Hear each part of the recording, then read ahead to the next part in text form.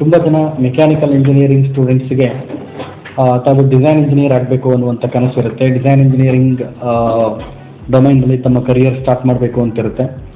So ಅಂಥ ಸ್ಟೂಡೆಂಟ್ಸಿಗೆ design engineer ಆಗಲಿಕ್ಕೆ ಯಾವ್ಯಾವ ಸಾಫ್ಟ್ವೇರ್ಸ್ಗಳನ್ನು ಕಲಿಬೇಕು, ಅದಕ್ಕೆ ಎಷ್ಟು ಸಮಯ ಬೇಕಾಗುತ್ತೆ, ಮತ್ತು ಜಾಬ್ ಹೇಗೆ ಹುಡುಕಬೇಕು, ರೆಸ್ಯೂಮ್ ಹೇಗೆ ಬರೀಬೇಕು, ಪೋರ್ಟ್ಫೋಲಿಯೋ ಹೇಗೆ ಕ್ರಿಯೇಟ್ ಮಾಡಬೇಕು, HR ಕಾಂಟ್ಯಾಕ್ಟ್ ನಂಬರ್ಗಳನ್ನು ಹೇಗೆ ಹುಡುಕಬೇಕು ಅನ್ನುವಂಥ ಒಂದು ಮಾಹಿತಿ ಇರೋದಿಲ್ಲ.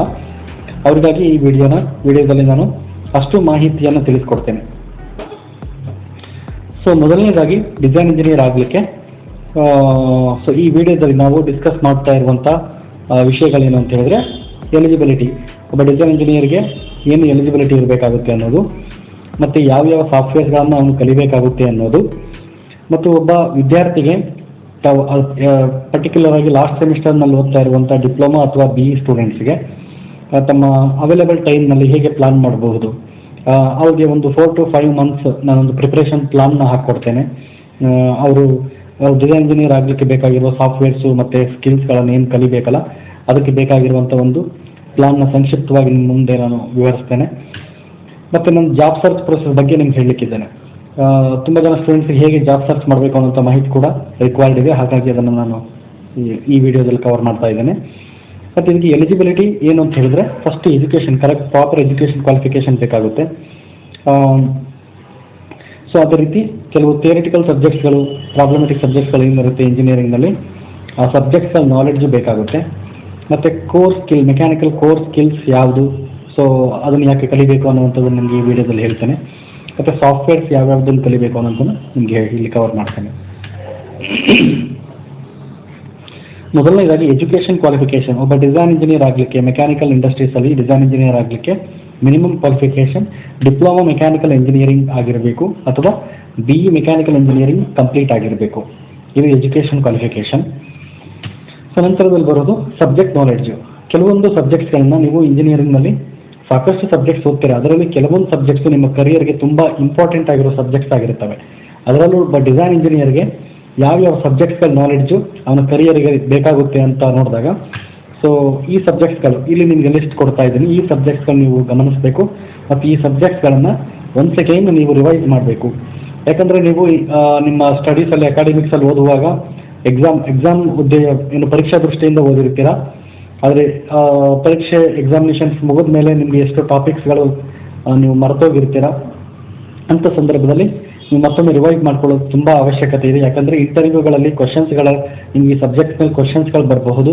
ಮತ್ತು ನಿಮ್ಮ ಕರಿಯರ್ನಲ್ಲಿ ನಾಳೆ ನೀವು ಡಿಸೈನ್ ಇಂಜಿನಿಯರ್ ಆದರೆ ನಿಮ್ಮ ಡಿಸಿಷನ್ ಮೇಕಿಂಗ್ ಇರ್ಬೋದು, ಪ್ರಾಬ್ಲಮ್ ಸಾಲ್ವಿಂಗ್ ಚಾಲೆಂಜಸ್ ಇರ್ಬೋದು, ಅಥವಾ ನಿಮ್ಮ ಡಿಸೈನ್ ಕ್ಯಾಲ್ಕುಲೇಷನ್ಸ್ ಇರ್ಬೋದು, ಎಲ್ಲವೂ ಈ ಸಬ್ಜೆಕ್ಟ್ಸ್ ಮೇಲೆ ಡಿಪೆಂಡ್ ಆಗಿರುತ್ತೆ. ಹಾಗಾಗಿ ಈ ಸಬ್ಜೆಕ್ಟ್ಗಳನ್ನು ನೀವು ಮತ್ತೊಮ್ಮೆ ರಿವೈಸ್ ಮಾಡಿಕೊಳ್ಳುವ ಅವಶ್ಯಕತೆ ಇದೆ, ಮತ್ತೊಮ್ಮೆ ಸ್ಟಡಿ ಮಾಡಬೇಕಾದ ಅವಶ್ಯಕತೆ ಇದೆ.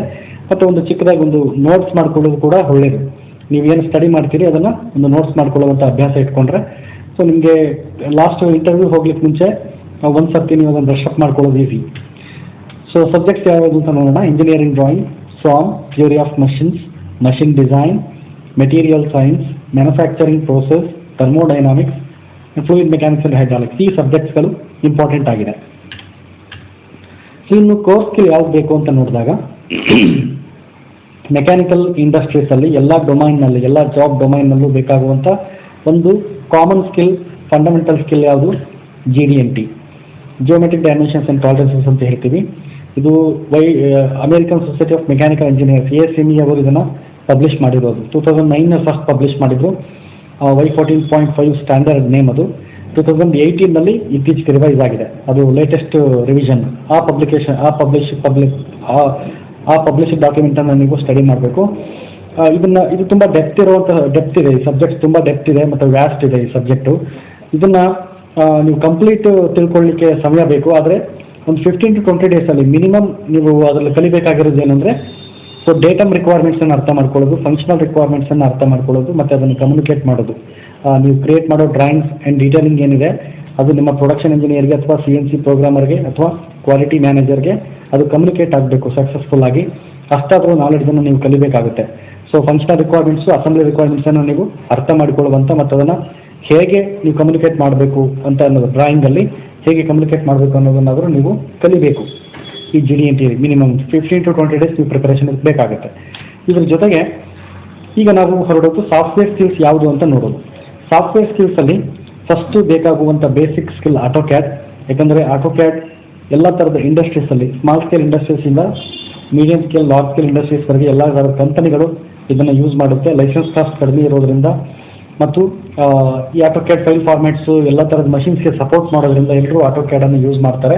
AutoCAD ಮೇಲೆ ಓಪನಿಂಗ್ಸು ಬೇರೆ ಎಲ್ಲ ಸಾಫ್ಟ್ವೇರ್ಸ್ಗಿಂತ ಜಾಸ್ತಿ ಇರುತ್ತೆ. ಡಿಸೈನ್ನಲ್ಲಿ ನೀವು ಡಿಸೈನ್ ಇಂಡಸ್ಟ್ರೀಸಲ್ಲಿ ಫಸ್ಟು ನಿಮ್ಮ ಕರಿಯರ್ನ ಸ್ಟಾರ್ಟ್ ಮಾಡೋಕ್ಕೆ AutoCAD ತುಂಬ ಹೆಲ್ಪ್ ಮಾಡುತ್ತೆ. ಹಾಗಾಗಿ AutoCADನ ಪ್ರತಿಯೊಬ್ಬರು ಬೇಸಿಕ್ ಸ್ಕಿಲ್ ಅಂದ್ಕೊಂಡು ಕಲಿಬಹುದು. ಮತ್ತು ಇದು ಒಂದು ಕ್ಯಾಟಗರಿ. ಅಂದರೆ ಮಾರ್ಕೆಟಲ್ಲಿ ಈ 3 ಸಾಫ್ಟ್ವೇರ್ಸ್ಗಳು ಹೆಚ್ಚಾಗಿದೆ. ಸಾಲಿಡ್ ವರ್ಕ್ಸ್ ಸ್ವಲ್ಪ ಮಾರ್ಕೆಟ್ ಶೇರ್ ಜಾಸ್ತಿ ಇದೆ. ಅದು ಬಿಟ್ಟರೆ ನೆಕ್ಸ್ಟ್ 2 ಸಾಫ್ಟ್ವೇರ್ಸ್ ಇದೆ. ಈ 3ರಲ್ಲಿ ಯಾವುದಾದ್ರು ಒಂದು ಸಾಫ್ಟ್ವೇರ್ನ ನೀವು ಕಲಿಯೋದು ಎಸೆನ್ಷಿಯಲ್. ಇದಕ್ಕಿಂತ ಜಾಸ್ತಿ ಕಲಿತೀರಾ ಅಂದರೆ ನಿಮ್ಮ ಇಂಟ್ರೆಸ್ಟು ಮತ್ತು ಇಂಟರ್ವ್ಯೂ ಆಪರ್ಚುನಿಟೀಸ್ ಕೂಡ ಜಾಸ್ತಿ ಆಗುತ್ತೆ. ಬಟ್ ಮಿನಿಮಮ್ ರೆಕಮೆಂಡೇಷನ್ ನಾನು ನಿಮಗೆ ರೆಕಮೆಂಡೇಷನ್ ಮಾಡೋದು ಒಂದಾದರೂ ಕಲೀರಿ ಈ ಗ್ರೂಪಲ್ಲಿ ಅಂತ. Solid works, fusion 360, Autodesk inventor ಈ 3ರಲ್ಲಿ ಯಾವುದಾದ್ರೂ ಒಂದು ಸಾಫ್ಟ್ವೇರ್ನ ನೀವು ಕಲಿಬೇಕಾಗುತ್ತೆ. ಸೊ AutoCAD ಈ 3ರಲ್ಲಿ ಒಂದು ಸಾಫ್ಟ್ವೇರು. ನೆಕ್ಸ್ಟ್ ಬರೋ ಆಪ್ಷನ್ಸಲ್ಲಿ ಆಪ್ಷನಲ್ಸ್ ಇದೆಲ್ಲ ಆಪ್ಷನಲ್ ಅಂತ ಹೇಳ್ತೀನಿ ನಾನು. ಇದರಲ್ಲಿ ಯಾವುದಾದ್ರು ಒಂದು ಸಾಫ್ಟ್ವೇರ್ ನೀವು ಕಲಿಬೋದು. NX or CATIA ಕಲಿಬೋದು ಮತ್ತು IFRS ಕಲಿಬೋದು. ನೀವು ಮಿನಿಮಮ್ 3 ಸಾಫ್ಟ್ವೇರ್ಸ್ ಅಂತ ಡಿಸೈಡ್ ಮಾಡಿ. AutoCAD, solid works plus NX ಈ 3 ಸಾಕಾಗುತ್ತೆ. ನಾನು ಕ್ಲಿಯರಾಗಿ ನಿಮಗೆ ಸಜೆಸ್ಟ್ ಮಾಡೋದಾದರೆ AutoCAD ಕಲೀರಿ, ಸಾಲಿಡ್ ವರ್ಕ್ಸ್ ಕಲೀರಿ ಮತ್ತು NX ಕಲೀರಿ. ಅಂದರೆ ಇದು compare to all other softwares ನಿಮಗೆ ಇಂಟರ್ವ್ಯೂ ರೇಷಿಯೋ ಜಾಸ್ತಿ ಆಗುತ್ತೆ. ಇಂಟರ್ವ್ಯೂಸ್ಗಳು ನಿಮಗೆ ಸಿಗುವಂಥ ಪಾಸಿಬಿಲಿಟೀಸ್ ಏನಿದೆ ಆ ಪಾಸಿಬಿಲಿಟೀಸ್ ಜಾಸ್ತಿ ಇದೆ ಬೇರೆ ಸಾಫ್ಟ್ವೇರ್ಸ್ಗಿಂತ. ಹಾಗಾಗಿ ಇದನ್ನು ಒಂದು ಕಾಂಬಿನೇಷನ್ ನೀವು ಕಲೀರಿ. AutoCAD ಕಲಿಬೇಕು, ಸಾಲಿಡ್ ವರ್ಕ್ಸ್ ಕಲಿಬೇಕು ಮತ್ತು NX ಕಲಿಬೇಕು. ಆಯಿತಾ? ಈಗ ನಿಮಗೆ ಒಂದು ಲರ್ನಿಂಗ್ ಪ್ಲಾನ್ ನಾನು ಕೊಡೋದಾದರೆ, ಅಂದರೆ ನಿಮಗೆ ಲಾಸ್ಟ್ ಸೆಮಿಸ್ಟರ್ನಲ್ಲಿ ಓದ್ತಾ ಇದ್ದರೆ ಇಂಜಿನಿಯರಿಂಗ್ ಫೈನಲ್ ಸೆಮಿಸ್ಟರ್ ಅಥವಾ ಡಿಪ್ಲೊಮಾ ಫೈನಲ್ ಸೆಮಿಸ್ಟರ್ನಲ್ಲಿ ಓದ್ತಾ ಇರುವಂಥ ವಿದ್ಯಾರ್ಥಿಗಳಿಗೆ ನಿಮಗೆ ಸಿಗುವಂಥ 4 to 5 months ಟೈಮ್, ರಿಸಲ್ಟ್ ಬರೋದಕ್ಕೂ ಮುಂಚೆ, ಎಕ್ಸಾಮಿನೇಷನ್ ಮುಗಿದು ರಿಸಲ್ಟ್ ಬರೋದಕ್ಕೂ ಮುಂಚೆ ನಿಮಗೆ ಸಿಗುವಂಥ 4 to 5 months ಟೈಮ್ ಏನಿದೆ ಆ ಟೈಮ್ನ ಕರೆಕ್ಟಾಗಿ ನೀವು ಪ್ಲಾನ್ ಮಾಡಿದ್ರೆ ನೀವು ನಿಮ್ಮ ಎಜುಕೇಷನ್ ಮುಗಿಸೋದ್ರ ಜೊತೆಗೆ ನಿಮ್ಮ ಡ್ರೀಮ್ ಜಾಬ್ ಏನಿರುತ್ತೆ ಡಿಸೈನ್ ಇಂಡಸ್ಟ್ರೀಸ್ಗೆ ಬೇಕಾಗುವಂಥ ಪ್ರಿಪ್ರೇಷನ್ ಕೂಡ ಕಂಪ್ಲೀಟ್ ಆಗಿರುತ್ತೆ. ಆಗ ನೀವು ಯಾವುದೇ ಆಪರ್ಚುನಿಟೀಸನ್ನು ನೀವು ಮಿಸ್ ಮಾಡ್ಕೊಳ್ಳಲ್ಲ. ರಿಸಲ್ಟ್ ಬಂದ ನಂತರದಲ್ಲಿ ನೀವು ಎಲ್ಲ ಜಾಬ್ಗಳಿಗೆ ಅಪ್ಲೈ ಮಾಡ್ಬೋದು, ಜಾಬ್ನ ಸರ್ಚ್ ಮಾಡ್ಬೋದು. ಹಾಗಾಗಿ ಈ ಆಪರ್ಚುನಿಟಿನ ಕರೆಕ್ಟಾಗಿ ಯೂಸ್ ಮಾಡ್ಕೊಳ್ಳಿ. Last semester students career plan ಮಾಡಿ, ಇದಕ್ಕೆ ನಾವು ಕರಿಯರ್ ಪ್ಲಾನ್ ಅಂತ ಕರಿತೀವಿ. ಸೊ ನೀವು ಸರಿಯಾಗಿ ಕರಿಯರ್ ಪ್ಲಾನ್ ಮಾಡಿದ್ದೇ ಆಗಿದ್ದರೆ ಸೊ ನೀವು ಪ್ರಿಪೇರ್ ಆಗಬಹುದು.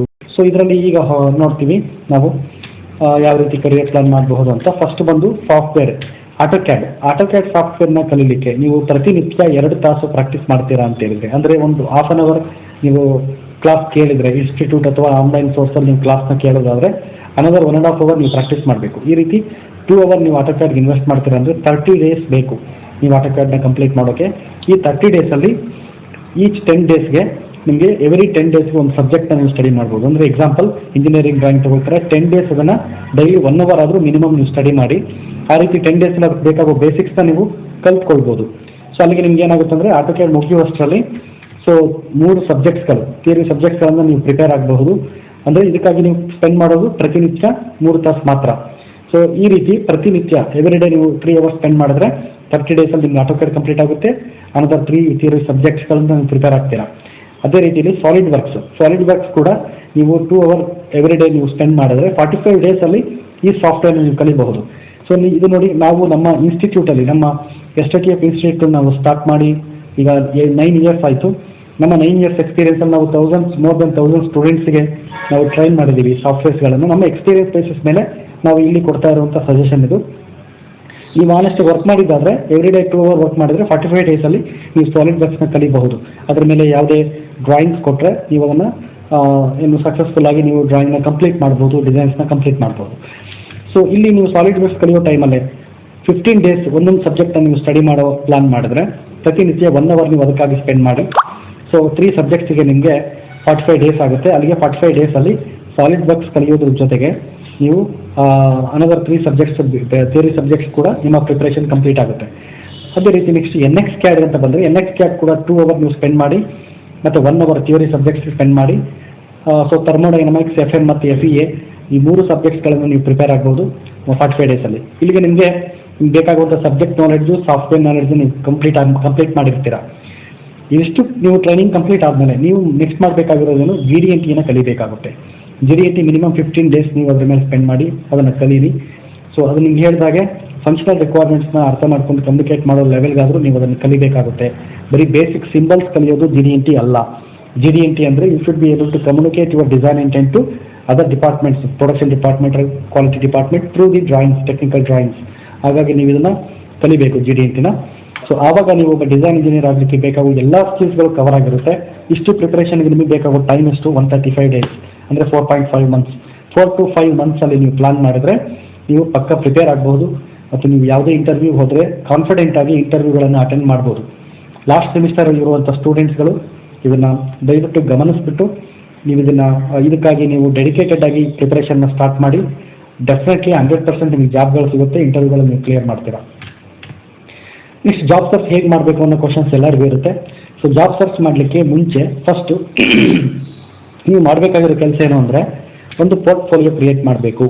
ಏನು ಪೋರ್ಟ್ಫೋಲಿಯೋ ಅಂದರೆ ನಿಮಗೆ ನಾನು ಹೇಳಿದ್ನಲ್ಲ, ಇಷ್ಟು ಪ್ರಿಪರೇಷನ್ಸಲ್ಲಿ ಪ್ರತಿಯೊಂದು ಸಾಫ್ಟ್ವೇರ್ನಲ್ಲಿ AutoCAD ಮೇಲೆ, SolidWorks ಮೇಲೆ, NXCAD ಮೇಲೆ ನೀವು ಕಲಿತಾದ ಮೇಲೆ ಅದ್ರ ಮೇಲೆ ಮಿನಿಮಮ್ 4 to 5 ಮಿನಿ ಪ್ರಾಜೆಕ್ಟ್ಸ್ಗಳನ್ನು ನೀವು ಸಾಫ್ಟ್ವೇರ್ನಲ್ಲಿ ಮಾಡಬೇಕು. ಫಿಸಿಕಲ್ ಪ್ರೋಟೋಟೈಪ್ನ ಮಾಡಿದ್ರು ಒಳ್ಳೆಯದು, ಬಟ್ ಅದಕ್ಕೆ ನಿಮ್ಗೆ ಇನ್ವೆಸ್ಟ್ಮೆಂಟ್ ಬೇಕಾಗೋದ್ರಿಂದ ಎಲ್ಲರಿಗೂ ಇನ್ವೆಸ್ಟ್ಮೆಂಟ್ ಸಾಧ್ಯವಾಗೋದಿಲ್ಲ. ಹಾಗಾಗಿ ನೀವು ಸಾಫ್ಟ್ವೇರ್ನಲ್ಲೇ ಪ್ರೋಟೋಟೈಪ್ಸ್ನ ಮಾಡಿ, ಸಾಫ್ಟ್ವೇರ್ನಲ್ಲಿ ನೀವು 3D ಮಾಡೆಲ್ಸ್, ಡಿಸೈನ್ಸ್ಗಳನ್ನು ಮಾಡಿ, ಮಿನಿ ಪ್ರಾಜೆಕ್ಟ್ಗಳನ್ನು ಮಾಡಿ, ಅದರಲ್ಲಿ 2-3 ನೀವು ರೆಗ್ಯುಲರ್ ಆಗಿ 3D ಡಿಸೈನ್ಸ್ ಪ್ಲಸ್ ಅಸೆಂಬ್ಲೀಸ್ ಮಾಡಿ GrabCAD ಈ ಥರದ ವೆಬ್ಸೈಟಲ್ಲಿ ನೀವು ಅಪ್ಲೋಡ್ ಮಾಡಬೇಕು. ರೆಂಡರ್ಡ್ ಇಮೇಜಸ್ಸು, ಎಕ್ಸ್ಪ್ಲೋರ್ಡ್ ವ್ಯೂಗಳನ್ನ ವಿಡಿಯೋ ಮಾಡಿಬಿಟ್ಟು ಅಪ್ಲೋಡ್ ಮಾಡೋದು, ಈ ಥರದ್ದೆಲ್ಲ ನೀವು ಮಾಡಬೇಕು. ಅದನ್ನು ನೀವು ಅಲ್ಲಿ ಶೋಕೇಸ್ ಮಾಡ್ಬೋದು. ಅದರ ಜೊತೆಗೆ ಮಿನಿಮಮ್ 2 ರಿವರ್ಸ್ ಇಂಜಿನಿಯರಿಂಗ್ ಪ್ರಾಜೆಕ್ಟ್ಸ್ನ ನೀವು ಮಾಡಬೇಕು. ಈಚ್ ಸಾಫ್ಟ್ವೇರ್ಸ್ ಮೇಲೆ, ಪ್ರತಿ ಸಾಫ್ಟ್ವೇರ್ ಮೇಲೆ 2 ನೀವು ರಿವರ್ಸ್ ಇಂಜಿನಿಯರಿಂಗ್ ಪ್ರಾಜೆಕ್ಟ್ ಅಂದರೆ ಎಕ್ಸಿಸ್ಟಿಂಗ್ ಪ್ರಾಡಕ್ಟ್, ಚಿಕ್ಕದಿರಲಿ ದೊಡ್ಡದಿರಲಿ ಪ್ರಾಡಕ್ಟ್, ಒಂದು ಚಿಕ್ಕ ಅಸೆಂಬ್ಲಿ ಕೂಡ ಪ್ರಾಡಕ್ಟ್ ಆಗುತ್ತೆ.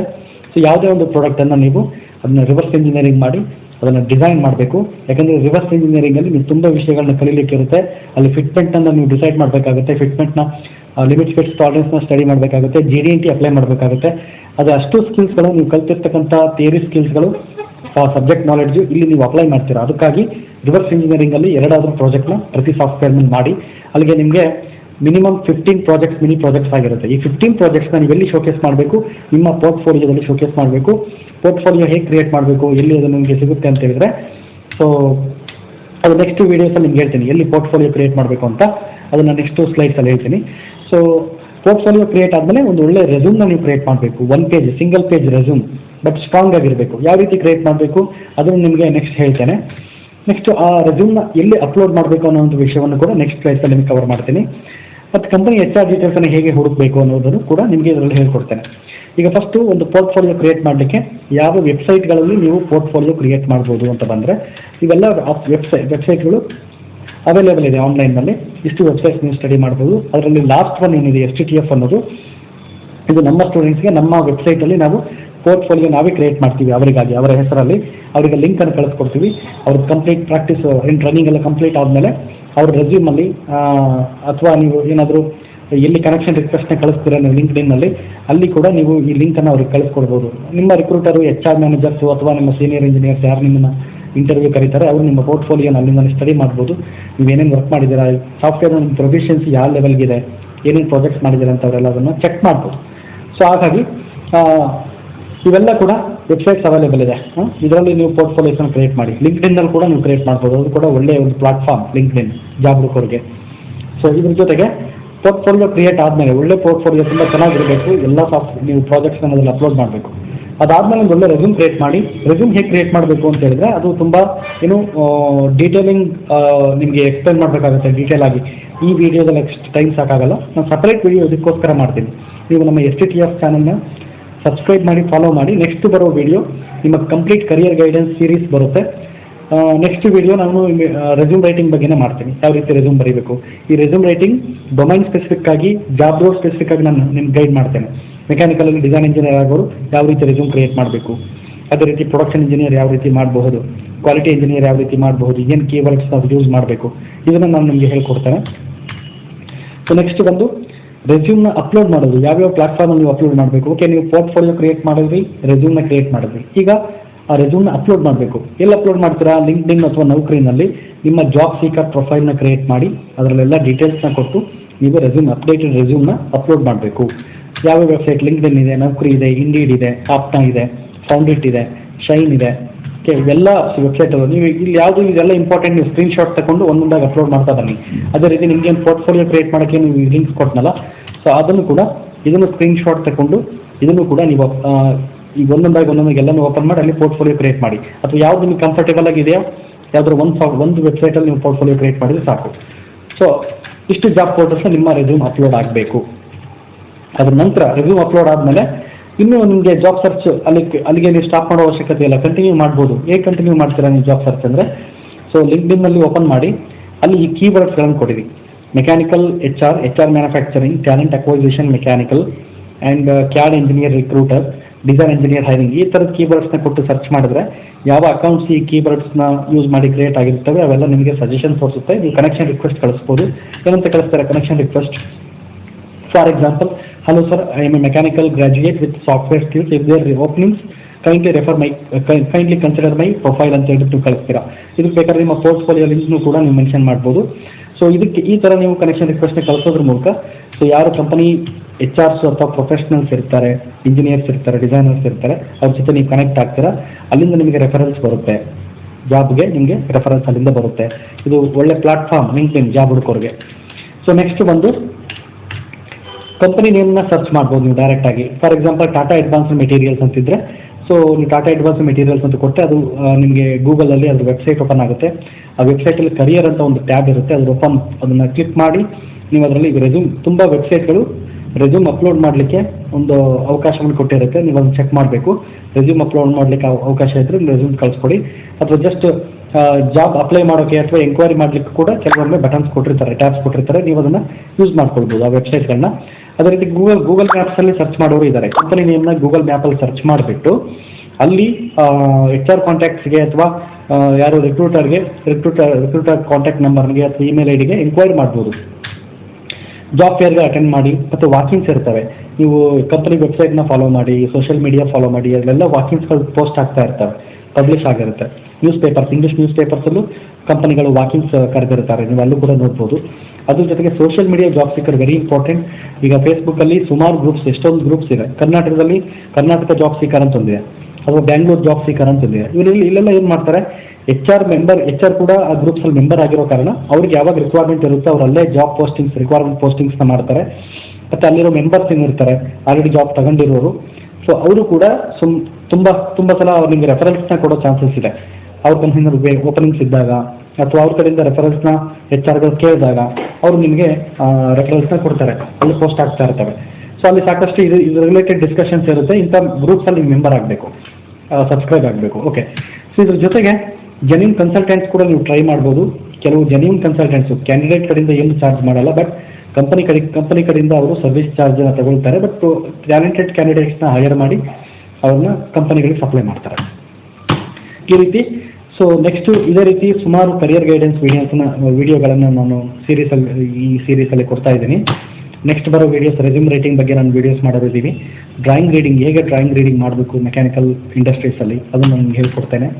ಮಾರ್ಕೆಟ್ ರಿಸರ್ಚ್ ಬೇಸಿಸ್ ಮೇಲೆ ಯಾವ ಸಾಫ್ಟ್ವೇರ್ ಬೆಸ್ಟು, ಮಾರ್ಕೆಟ್ ಶೇರ್ ಯಾವ್ಯಾವ ಸಾಫ್ಟ್ವೇರ್ ಎಷ್ಟೆಷ್ಟಿದೆ, ಸೊ ಯಾವ ಸ್ಟೇಟಲ್ಲಿ ಅಥವಾ ಈವನ್ ಕರ್ನಾಟಕದಲ್ಲಿ ಯಾವ ಸಾಫ್ಟ್ವೇರ್ ಮೇಲೆ ಹೆಚ್ಚು ಓಪನಿಂಗ್ಸ್ ಇರುತ್ತೆ, ಈ ಥರದ್ದು ಒಂದು ಬೇಸಿಕ್ ರಿಸರ್ಚ್ ರಿಪೋರ್ಟ್ನ ನಾನು ವಿಡಿಯೋ ಮಾಡಿ ಕೊಡ್ತೇನೆ. ನೆಕ್ಸ್ಟು ಇದ್ರ ಮೇಲೆ ಜಾಬ್ ಡೊಮೈನ್ ಸೆಲೆಕ್ಷನ್ ಹೇಗೆ ಮಾಡಬೇಕು. ಎಲ್ಲರಿಗೂ ಎಲ್ಲ ಜಾಬು ಸೆಟ್ ಆಗಲ್ಲ, ಅವ್ರ ಇಂಟ್ರೆಸ್ಟು ಅವ್ರ ಪ್ಯಾಷನ್ ಏನಿದೆ ಅನ್ನೋದ್ರ ಮೇಲೆ ಅವ್ರು ಸೆಲೆಕ್ಟ್ ಮಾಡಬೇಕು. ಸೊ ಇದಕ್ಕೆ ನಾವು ಎಲ್ಲರೂ ಡಿಸೈನ್ ಇಂಜಿನಿಯರ್ ಆಗಲಿಕ್ಕಾಗಲ್ಲ, ಅದೇ ರೀತಿ ಎಲ್ಲರೂ ಪ್ರೊಡಕ್ಷನ್ ಇಂಜಿನಿಯರ್ ಆಗಲಿಕ್ಕಾಗಲ್ಲ. ಜಾಬ್ ಡೊಮೈನ್ ಹೇಗೆ ಸರ್ಚ್ ಮಾಡಬೇಕು, ಯಾವ ಫ್ಯಾಕ್ಟರ್ಸ್ನ ನೀವು ಕನ್ಸಿಡರ್ ಮಾಡಬೇಕು ಅನ್ನೋವಂಥ ಒಂದು ಮಾಹಿತಿನ ನಾನು ವಿಡಿಯೋ ಮಾಡಿ ನೆಕ್ಸ್ಟ್ ಕೊಡ್ತೇನೆ. ಸೊ ಈ ರೀತಿ ಸುಮಾರು ವೀಡಿಯೋಸ್ ಇದೆ. ನೀವು ನಮ್ಮ ಚಾನಲ್ನ ಸಬ್ಸ್ಕ್ರೈಬ್ ಮಾಡಿ, ಶೇರ್ ಮಾಡಿ. ನಿಮಗೆ ಯೂಸ್ಫುಲ್ ವೀಡಿಯೋಸ್ ನೆಕ್ಸ್ಟ್ ನಾವು ಕೊಡ್ತಾ ಹೋಗ್ತೇವೆ. ಧನ್ಯವಾದಗಳು. Thanks for your time.